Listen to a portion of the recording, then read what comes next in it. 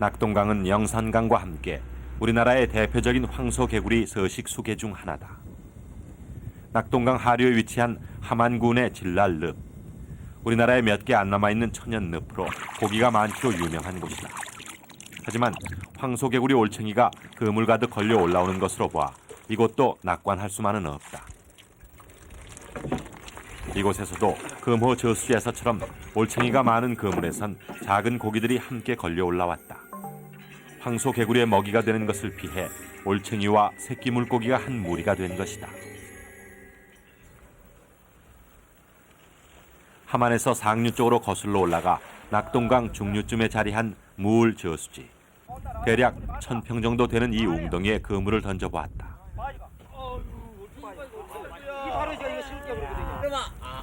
이곳에서도 올챙이가 발견됐다. 그물질 한 번에 잡아 올릴 수 있는 면적이 1평 반 정도. 한 번 그물질에 어느 정도의 올챙이들이 걸려 올라오는지 직접 헤아려 보기로 했다. 평반에 230에서 250 정도 나오네. 이게 정확하게 230마리. 세리스에. 전체가 1000평이니까 적어도 15만 마리 정도의 올챙이가 이 웅덩이에 살고 있다는 계산이 나온다. 낙동강을 따라 더 거슬러 올라가 저만치 상류가 바라다 보이는 지점. 말하자면 상류에서도 더 들어간 산속의 한 웅덩이다. 지금이 4월 말, 본격적으로 봄이 오기 전인 것을 감안하면 이곳 산속에서까지 황소개구리를 발견하기란 쉽지 않을 것이다. 그런데 비록 한 마리이긴 하지만 무게가 대략 800g 정도로 추정되는 지금까지 본 것 중 가장 큰 황소개구리 한 마리가 발견됐다. 그리고 새끼 개구리. 이것으로 보아 이곳 산속 저수지 역시 이미 황소개구리의 터가 돼가고 있음을 알 수 있었다. 그렇다면 황소개구리는 과연 얼마나 퍼져 있는 것일까? 환경부에 따르면 황소개구리는 현재 전국 거의 대부분 지역에 분포하고 있다.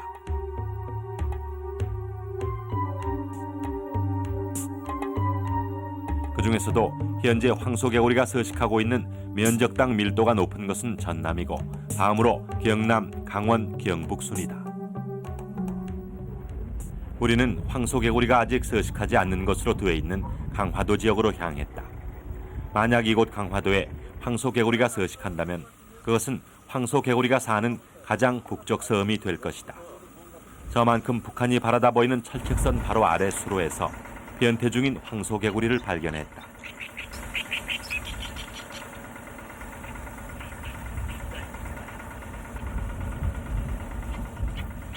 새끼 개구리 2마리로는 확신이 서지 않아 그물을 던져보기로 했다.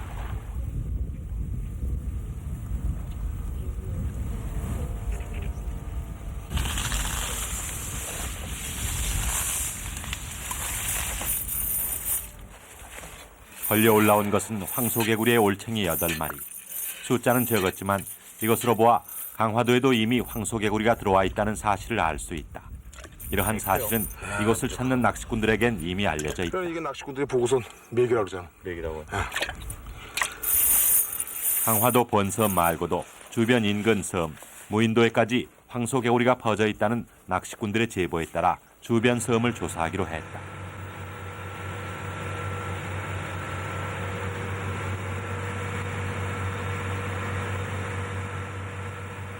강화도 본섬에서 약 1km쯤 떨어져 있는 교동도. 교동도는 강화에 소속된 섬 중에서도 가장 북쪽에 있는 섬이다.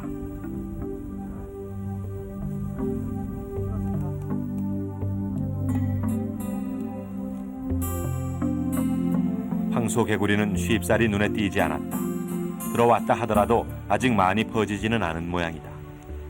우리는 한나절을 돌아보고 나서야 황해도 개풍 땅이 바라다 보이는 서안 저수지에서 비로소 황소개구리와 만날 수 있었다.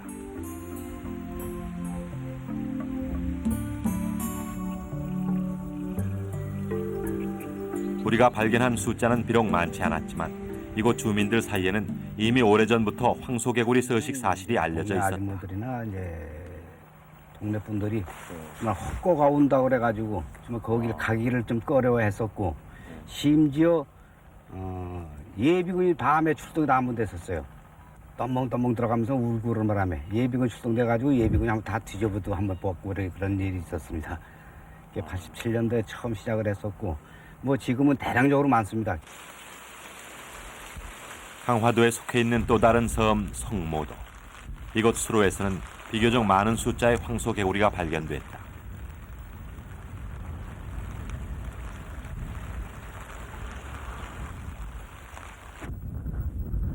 아직 이르긴 하지만 황소개구리의 알도 발견됐다. 저수지에서 붕어 낚시터를 운영하고 있는 최경환 씨. 요즘 저수지 곳곳에서 발견되는 알 떠내기에 바쁘다. 자칫 주의를 게을리했다간 낚시터가 황소개구리 천국이 될 판이기 때문이다. 그렇다면 황소개구리들은 과연 어떻게 해서 바다를 건너 육지도 아닌 이곳 섬까지 들어올 수 있었을까? 장마통에 한강, 임진강, 예성강 이쪽에서 그 물줄기 타고 내려다가 여기도 장마통에는 이제 이 수문을 열어놔야 되니까 수문을 타고 이제 올라오지 않았겠냐. 예를 들어서 그걸 추측할 수 있는 거는 지금 저 한수 이북에서 길르던 베스, 강준치라고 하죠. 그거라든가 허다고도 요새 배는 부르길까지 오는 걸 보면은 그게 아마 그렇게 해서 번식되지 않았겠나 이렇게 느끼죠. 그동안 황소개구리가 서식하지 않는 것으로 알려졌던 강화도 지역. 그런데 이번 조사로 특히 바닷가 수로 지역에 황소개구리가 대량으로 서식하고 있다는 사실이 밝혀졌다. 또한 황소개구리가 장마 때 물길을 따라 바다까지 건널 수 있다는 가능성도 확인할 수 있었다. 이렇듯 황소개구리는 아래로 영산강, 낙동강에서 시작해 위로는 휴전선 바로 밑 북방 한계선까지 확산돼 있다. 이러한 황소개구리의 빠른 확산을 돕는 것 중 하나가 황소개구리의 엄청난 번식력이다. 황소개구리, 특히 순놈들에게 있어 5월은 가장 바쁜 달이다. 턱 아래쪽이 1년 중 가장 노란 빛을 띠면서 있는 것 목을 부풀려 자신을 과시하기 시작한다. 바로 짝짓기가 시작되는 것이다. 그리고 이때부터 심한 영역 싸움이 벌어진다. 짝짓기에 가장 좋은 자리를 확보하고 앉아 경쟁자인 다른 놈이 들어오면 가차없이 공격해 쫓아내버린다.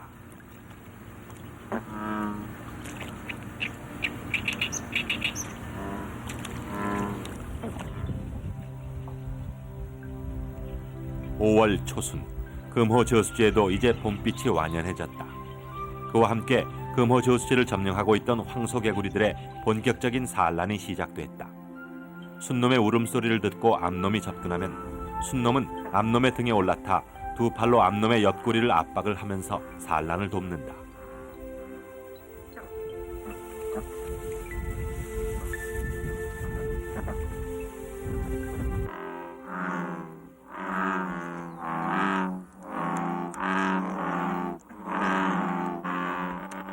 황소개구리가 한 번에 낳는 알의 수는 보통 10,000개에서 15,000개 정도.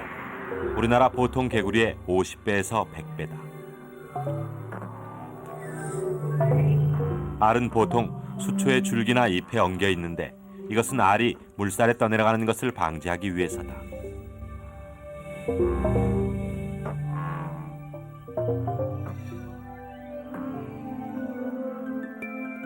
황소개구리 알의 부화 장면이다. 알은 보통 72시간 만에 부화해 올챙이로 성장한다. 성장이 빠른 올챙이는 4-5개월 만에 개구리로 변태하지만 어떤 것은 올챙이 상태 그대로 겨울을 넘긴 후 그 다음 해 봄이 돼서야 개구리로 변태한다. 다 자란 올챙이는 길이가 10cm까지 돼 때로 메기 새끼로 오인되기도 한다.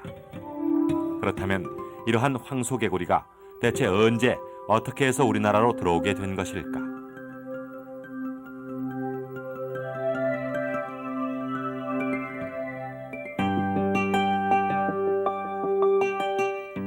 황소개구리가 공식적으로 우리나라에 처음 들어온 것은 1973년. 당시 진해 국립양어장에서 일본으로부터 황소개구리 200마리를 도입하면서다. 국민들에게 단백질을 공급하고 또 수출을 통해 외화 획득도 해보겠다는 취지에서 도입됐다. 황소개구리는 2년간 증식돼 전국 각지에 분양되기 시작했다. 금호 저수지는 새마을 양식계가 중심이 되어 가장 먼저인 1976년 8월 9일에 황소개구리를 분양받았다.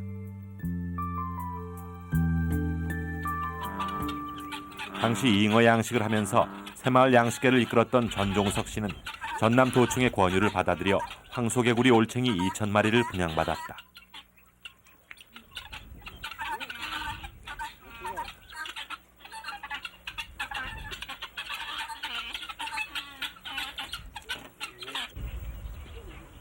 전종석 씨는 분양받은 올챙이를 바로 이 못에 넣고 양식을 시작했다. 그리고 둘레의 높이 2m, 길이 1m의 철조망을 쳐 다 자란 황소개구리가 도망가지 못하도록 하고 밤에는 황소개구리의 먹이가 될 수 있는 곤충들이 날아오도록 유인등까지 설치했다. 마침내 얼마 후 황소개구리들이 자라 울기 시작하더니 산란과 번식이 시작됐다.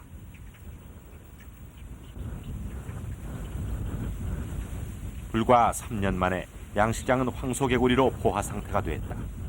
양식 성공을 축하하며 표창까지 하겠다는 정부 관계자의 발길이 이어지고 여기에 힘을 얻은 전종석 씨 역시 장밋빛 꿈에 부풀어 있었다.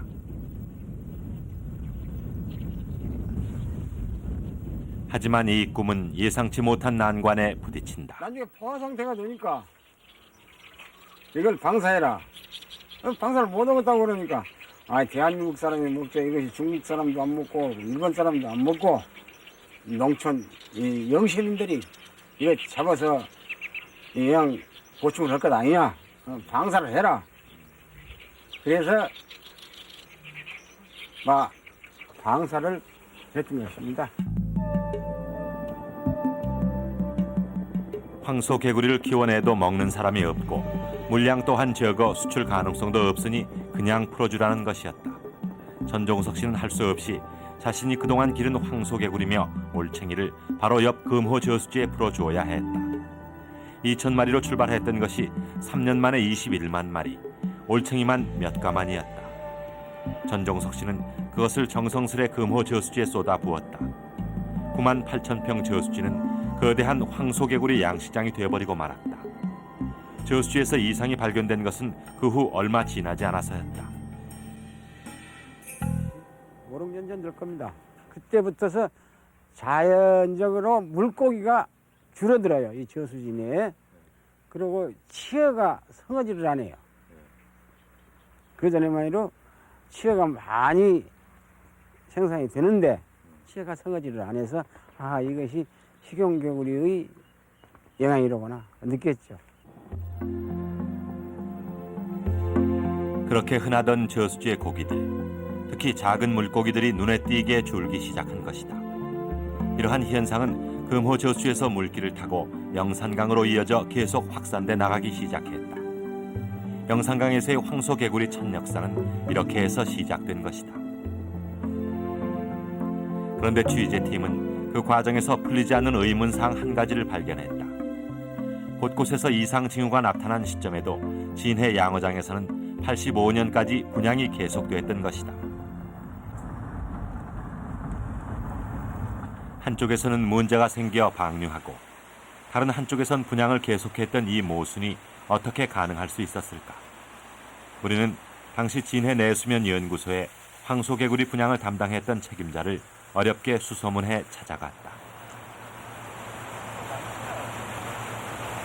우리 국립 양어장 측에서는 생산된 올챙이를 하나의 종묘 그러니까 어미 개구리를 만들기 위한 종자로 이제 좋은 거고, 그다음 관리라든가 이런 것은 실질적으로 수면을 관리하고 있는 그런 농조라든지 또는 관할하고 있는 시도에서 주로 관리를 했습니다. 그럼 만약에 전라도의 경우에는 도에서 이제 방류하라고 했는데 그럼 그 결정도 도에서 했겠죠? 물론 그 자체는 전부 시도에서 다 했습니다. 진해 내수면 연구소는 황소개구리의 증식 연구만 맡았고 분양 이후의 관리는 시도가 맡아 했다는 것이다. 이렇게 서로 분리된 채 자연 생태계 속으로 무제한 방출된 황소개구리가 장차 생태계에 어떠한 영향을 미치게 될지는 아무도 관심을 기울이지 않았다. 그러는 사이 그지없이 평화롭게만 보이던 전국 각지의 수면 밑에선 커다란 변화가 일어나고 있었던 것이다. 75년부터 시작해 85년까지 전국 28개 지역에 분양된 종자 황소개구리는 모두 30만 5천 마리. 이렇게 전국 각지에 골고루 분양된 종자 황소개구리들은 그곳에 자신들의 영역을 개척하며 기하급수적으로 번식을 해나갔다. 황소개구리가 처음 양식됐던 영암의 금호저수지도 그랬다. 물 반 고기 반이라던 금호저수지. 황소개구리들은 그곳의 토착 어류들을 닥치는 대로 먹어치웠다.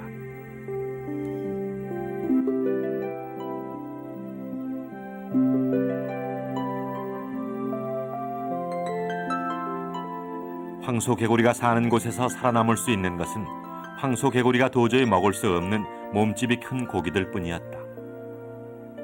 하지만 그보다 더욱 심각한 문제가 발생했다.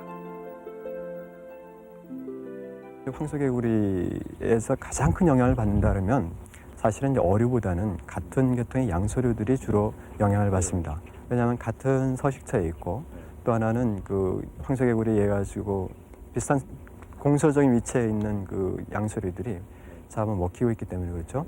그런데 사실은 국내에서 지금 양서류는 굉장히 희귀한 생물로 점점 그 변해가고 있는 상황이 있기 때문에 예를 들어서 그러한 우리나라에만 있는 어떤 그 생물 종이 사라진다 그러면은 그것은 한 중요한 유전 자원이 사라지는 것과 같습니다.